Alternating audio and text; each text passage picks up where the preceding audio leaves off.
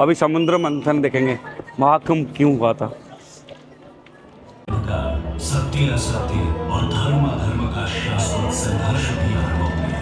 ये कथा भी ऐसी ही एक संघर्ष की जिसने एक मूल धर्म परंपरा को जन्म दिया। एक दिवस पृथ्वी पर विचरण करते समय महर्षि दुर्वासा को एक दिव्य पुष्प माला प्राप्त हुई। सुवासित माला को देव योग के जाल वे उसे स्वर्गाधिपति इंद्र के पास ले गए। हे स्वर्गपति, ये दुर्लभ माला मैं आपको भेंट करता हूँ। इसे मेरा आशीर्वाद समझकर सहेज कर रखें।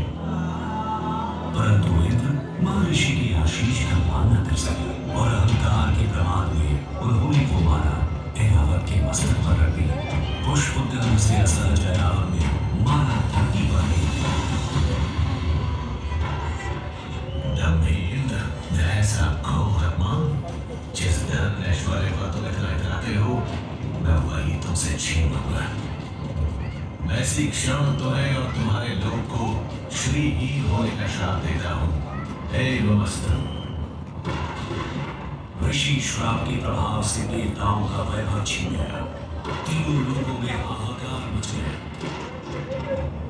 देवों की शक्ति क्षीण होते ही दानवों ने देवलोक पर आक्रमण कर दिया। घोर देव असुर संग्राम के पश्चात स्वर्गलोक दानवों के अधीन हो गया। पराजित देवता प्राण करते श्री हरि विष्णु की शरण में पहुंचे। प्रभु, तीनों लोगों पर संकट है, हमें इस श्राप से मुक्ति दिलाइए। देवराज, इस संकट का समाधान सागर मंथन है, परंतु मंथन तभी सफल होगा जब देवता और दानव मिलकर प्रयास करेंगे। ये कैसे संभव होगा नाथ? सृष्टि के कल्याण हेतु इन दो परस्पर शक्तियों को साथ आना ही होगा। हरि आज्ञा से मंथन आरंभ किया गया। मंदराचल पर्वत को बंधाने और नाग वासुकी को नेति बनाकर दानव और देव समुद्र को मथने लगे। मंथन आरंभ होने के कुछ समय बाद ही हर ओर अंधकार छा गया।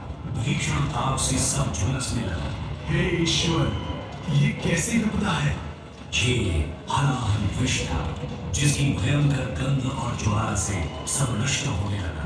और तब जीवों की करुण पुकार सुन पशुपति महादेव प्रकट हुए। यदि इस विष को नियंत्रित नहीं किया गया तो प्रलय सुनिश्चित है, परंतु मैं इसलिए भी उनको इस सृष्टि को छूने नहीं दूंगा। महादेव ने विष्णु अपने कंठ में धारण कर लिया। इस कारण उनका कंठ नीला हो गया और वे नीलकंठ कहलाए। महादेव की कृपा से हलाहल विष की ज्वाला शांत हो गई और तीनों लोगों में संतुलन स्थापित हुआ।